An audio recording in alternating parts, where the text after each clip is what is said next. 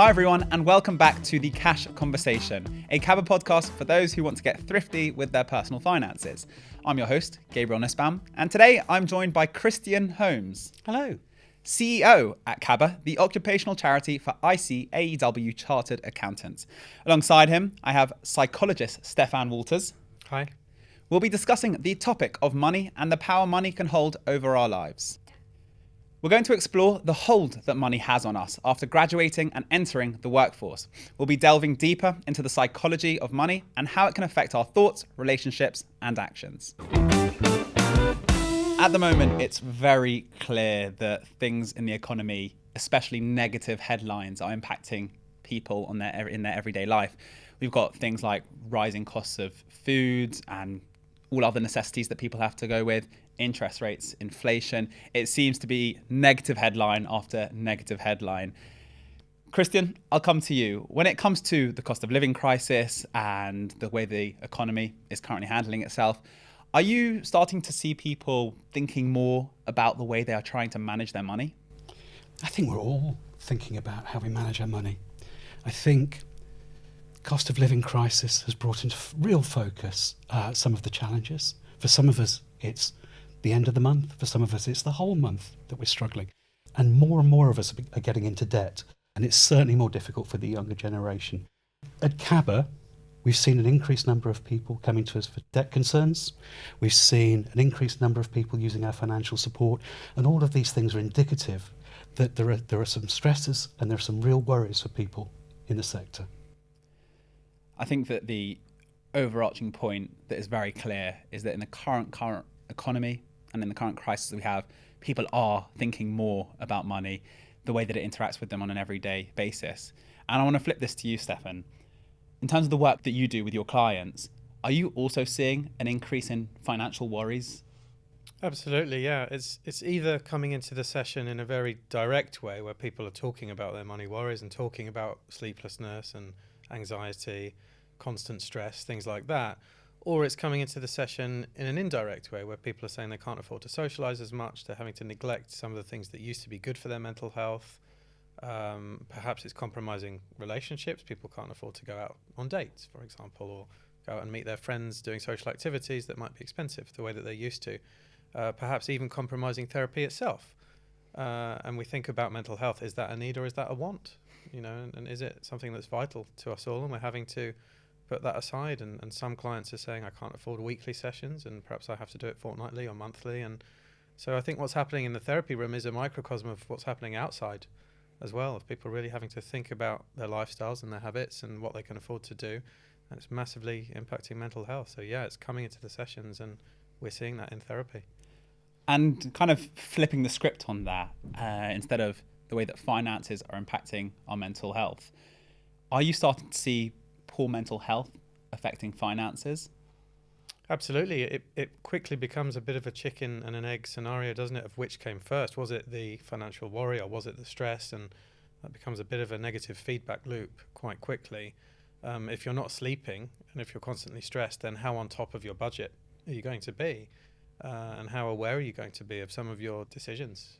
So absolutely, it becomes a loop, becomes quite circular. I want to take a look at a bit of the root of this problem, something that I'm quite passionate about when it comes to both mental well-being, but of course, the way that you look after your personal finances, and that's in our education system. So I've grown up having no formal way of being taught personal finance. Everything that I share online or that I put out through my social media has been self-taught in some way, shape or form. And of course, this is great for me personally, but that doesn't perform well for the rest of the country. It's a topic that I'm passionate about in terms of how do we bring personal finance education to the masses. Christian, what are your thoughts on the current education system, the way that it currently talks about personal finances, the way to think about it, and also mental well-being? So at the moment, it's tucked away in the curriculum in social sciences. It's also taught in a relatively abstract way. When we leave school or when we leave college and we head to university or head into work, we face a very different set of financial situations, circumstances. We have to deal with things like debt, I think the debt to income ratio of young professionals is something around 70%. Yet we don't talk about that, and we don't equip people to be able to manage debt. So I think there is an awful lot more we could do, both academically and practically in secondary school.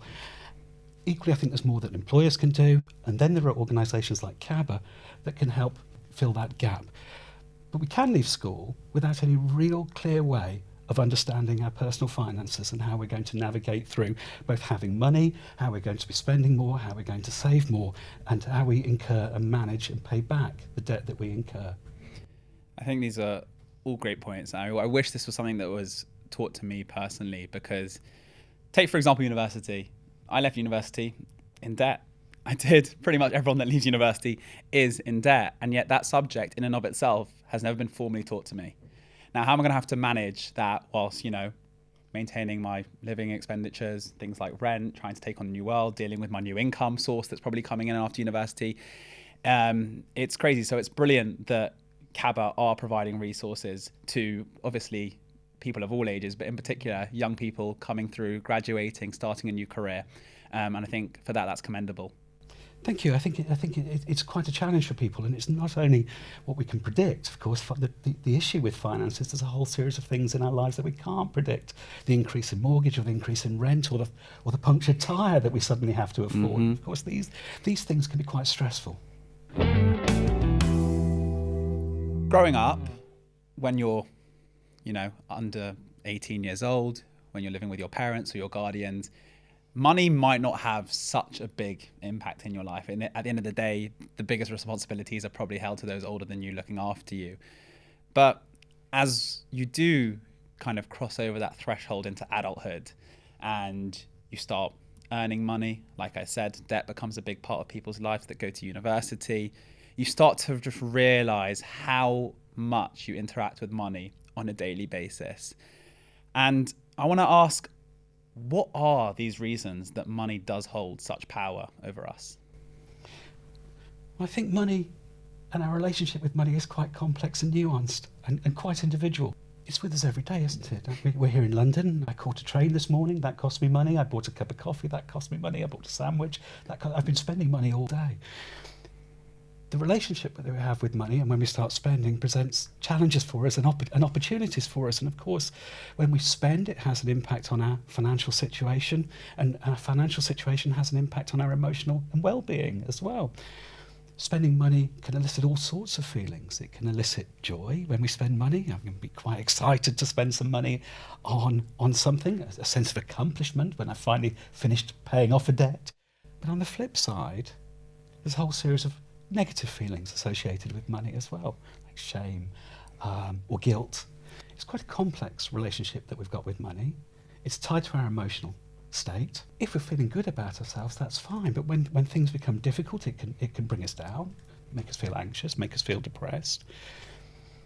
We all have mental health, and we all manage our mental health, but sometimes financial worries can exacerbate existing mental health conditions as well. I think money and our relationship with money is quite complex. Personally, I've never felt on top of it. I've tried my very best. I think in my life, it's been some of the darkest days when I've been in debt and haven't really understood how to get in control of all of that. And for other times, it's been quite joyous occasions, buying a motorbike or something like that, or a car or something of that nature. And it constantly evolves through our life. So we graduate and we have a set of challenges and opportunities. We may be lucky enough to start a family, and that creates another set of financial challenges. We may have dependents, young and old, during the course of our life that create a different challenge. It's complex. It's with us every day. It doesn't just affect our bank balance, it affects our mood and our well-being. It's important that we try and take charge of that aspect of our lives. I think one thing that you mentioned that was really nice there for the listener was describing your own highlights and lowlights of the way that you've interacted with money. And I think sharing that is very powerful, because someone listening might think it must be only me experiencing these experiences. And to hear a personal anecdote on the way that money has held power over your life is hopefully something that can alleviate some of that stress to make people feel less alone when it comes to this problem. Stefan, in your line of work, how have you seen in particular the way that money holds power over people impact their mental well-being? I think for a lot of people, they want to feel that they have agency and autonomy in their life choices. And actually, money is a huge gatekeeper to some of those choices and some of that sense of autonomy. Whether it's the massive things like the kind of home I live in and where that home is, or the smaller things like where I'm going to go out for dinner tonight or what I get to have for lunch. So we all want to feel that sense of autonomy and authenticity in our lives. And the money that we have available to us can play a huge part in that.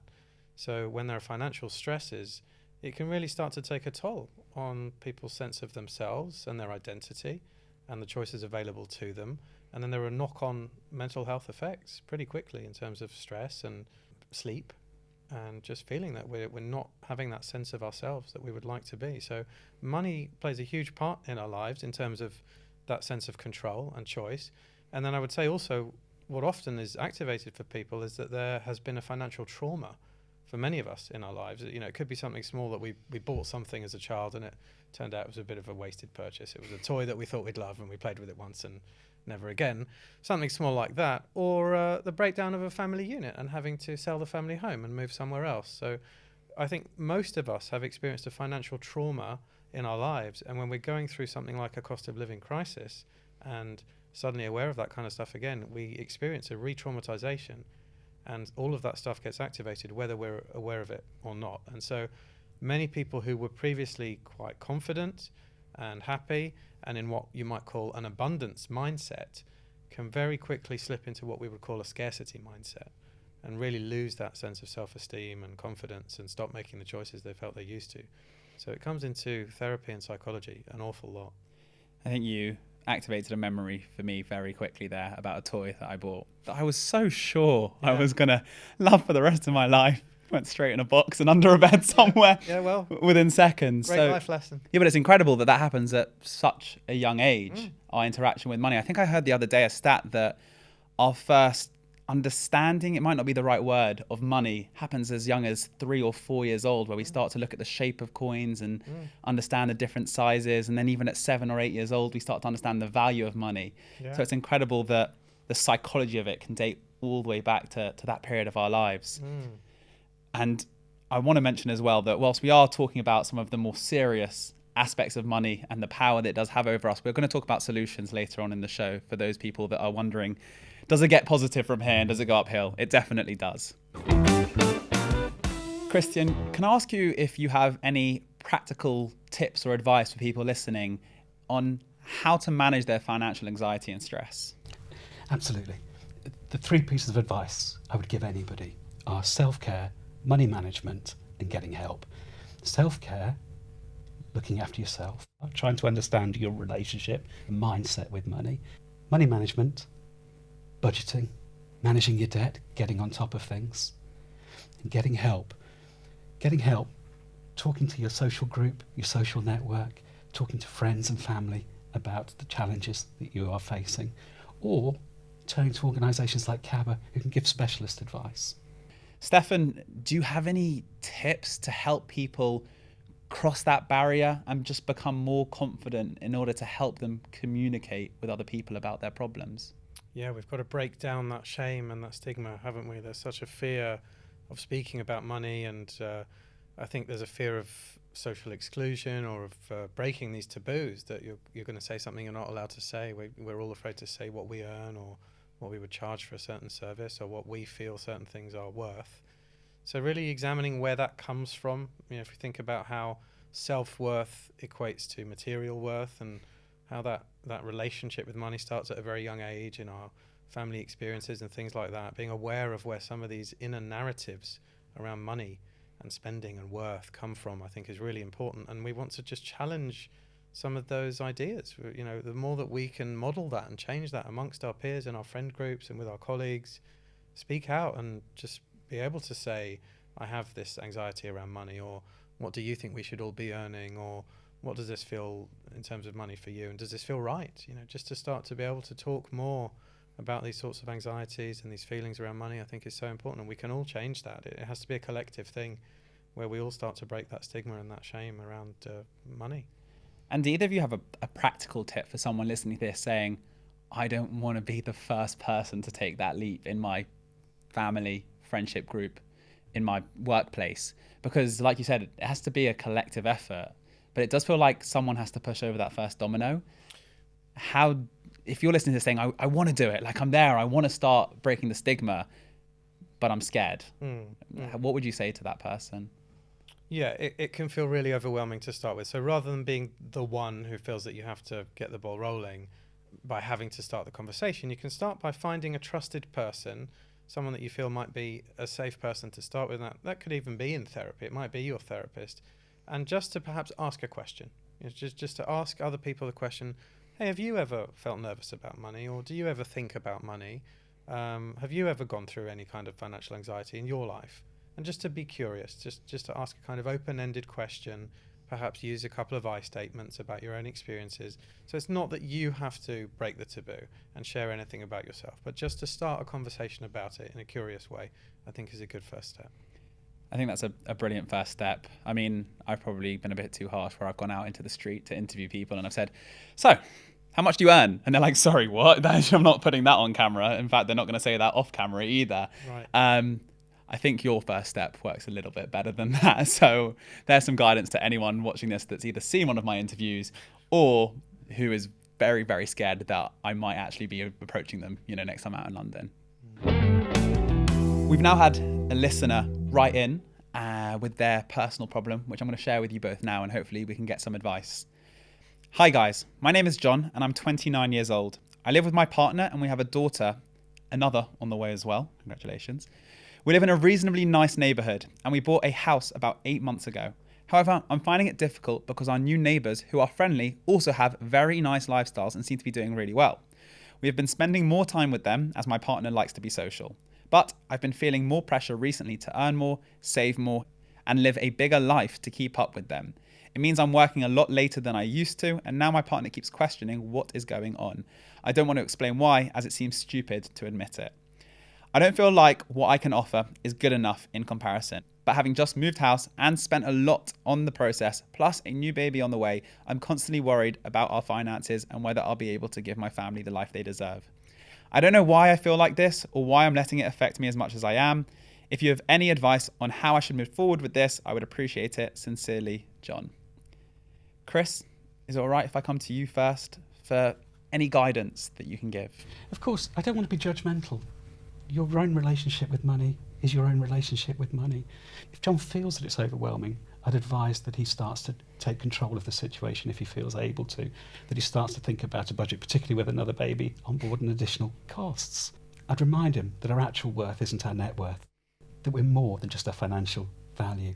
If he takes time to assess what's important to himself and his partner, if he takes time to assess his budget, his spending patterns and his income, then this needn't be overwhelming for him. Excellent advice. Stefan, is it all right if I come to you next with anything you might want to share? Yeah, it's a classic example of social pressure, I think, and we're all vulnerable to that, mostly, I would say, through social media these days, and just comparing ourselves to what everyone else out there seems to be doing and how glamorous their lifestyles and their holidays might seem, and then feeling this pressure to keep up, or else there's a fear of exclusion and not being good enough. And it's easy to forget our core values amidst all of that. So there was an interesting sentence in John's email where he says, I want to give my family the life they deserve.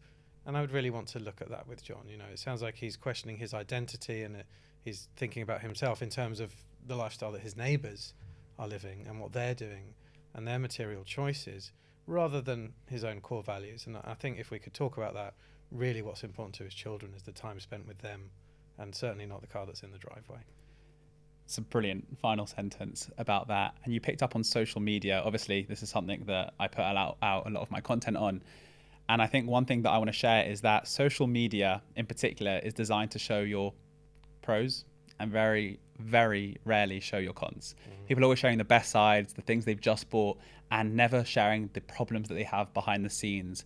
And of course, John talks a lot about kind of his actual neighborhood and the people he's interacting with on a personal basis, but this translates in the same way. People like to share the good things, they don't like to share the bad things.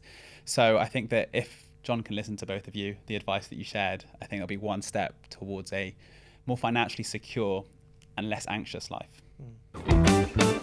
At Caba, you offer a lot of helpful resources and content and support the ICAEW, hopefully I got that right, Chartered Accountants, and ACA students. Are you happy to share a little bit more about why this is so important? Absolutely. When I struggled with money early on in my career, I became a master of avoidance, not looking at my bank account, not budgeting and hoping the whole thing would go away. Needless to say, it didn't. And I had to become proactive in resolving it.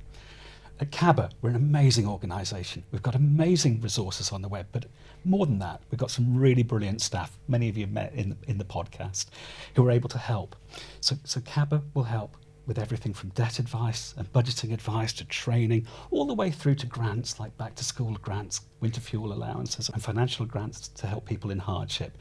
My advice, come on our website, have a look around. If you're feeling brave enough, give us a call, talk to one of the excellent staff who will be supportive, non-judgmental, completely independent, and help you navigate everything from benefits, debt advice, debt consolidation, all the way through to getting you on the right footing. I think most importantly, on top of everything that you've just said, it's just about opening and starting those conversations, reaching out to a professional, someone that doesn't even know you, no judgment, no pressure, and hopefully you'll be able to make a positive impact and change into your life at the end of that conversation. I think it's become very clear throughout this whole episode that talking about money is scary. It is. I'll admit it. I'll be the first to admit it myself.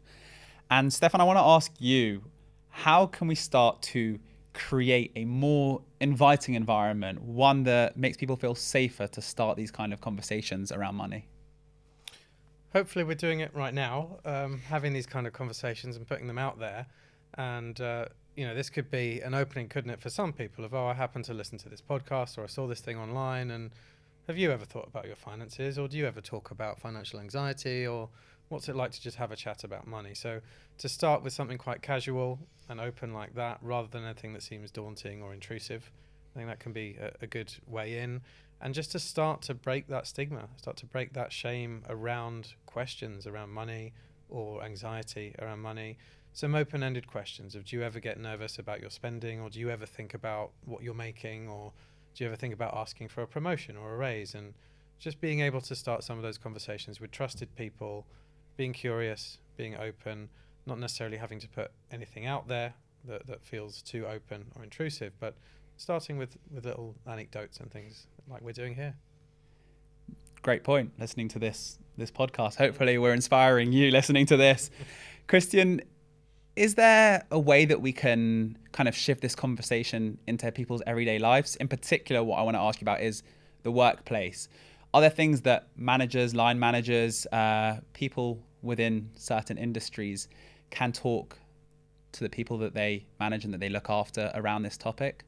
I think so. I think it's got to become part of everyday conversations in the workplace. So many of us are worried about money that it's important that the workplace addresses these issues. It's also incumbent on leaders to be honest about their financial situation. So just as in mental health, having honest, authentic, robust and transparent conversations about your own situation can help create that inclusive culture within an organisation that allow these conversations to happen. Excellent guidance, and hopefully something that can be taken away from this episode as like you said, like I said, even a practical bit of advice. Stefan, I want to just ask one more question on this topic, and it's, what are the benefits of talking about money, especially with perhaps your support system or your circles? Because we've spoken about how important it is, but we haven't actually said, why is it good? What are the actual positive outcomes? Mm-hmm. The main benefit, I think, is just honesty and transparency, and we all feel better when we can all be honest and transparent. So starting to model those kinds of conversations with the people around us is really beneficial for all of us, just to say, hey, how are we feeling about the cost of living crisis? How are we all feeling about money at the moment? How are we feeling about spending and budgeting and saving? And is there anything that we all need to do to help each other and to be more aware of this and to take into account so that we can all be in this together? I think that's a really good lesson. And I think one thing I want to share about the practical benefits I've seen from talking about money is that because it's such a taboo and because it's not a taught subject, you can have these quick learnings from just a quick conversation. So for example, if I'm talking to someone about my pension and how much I'm contributing, and they're perhaps not contributing towards their pension, and all of a sudden a conversation has been opened up about the benefits of contributing towards your pension, why it's so good at such a young age, and the person on the other side of that conversation can take a quick learning and maybe make a change in their life that's going to make a monumental shift in their future and in their financial future. So hopefully that's another really good lesson and a key reason to start these conversations. So there you have it. Today we've learned about the hold money can have over all of us, but this doesn't have to be all consuming. If we take steps to protect our mental health, the rest will follow. One great way of doing this is by listening to the previous episodes that we've had of the cash conversation. We've spoken about savings, we've spoken about debt, so many topics. That's a great place to start. And if you have enjoyed this episode, like I said, subscribe to our podcast for more financial tips and insights.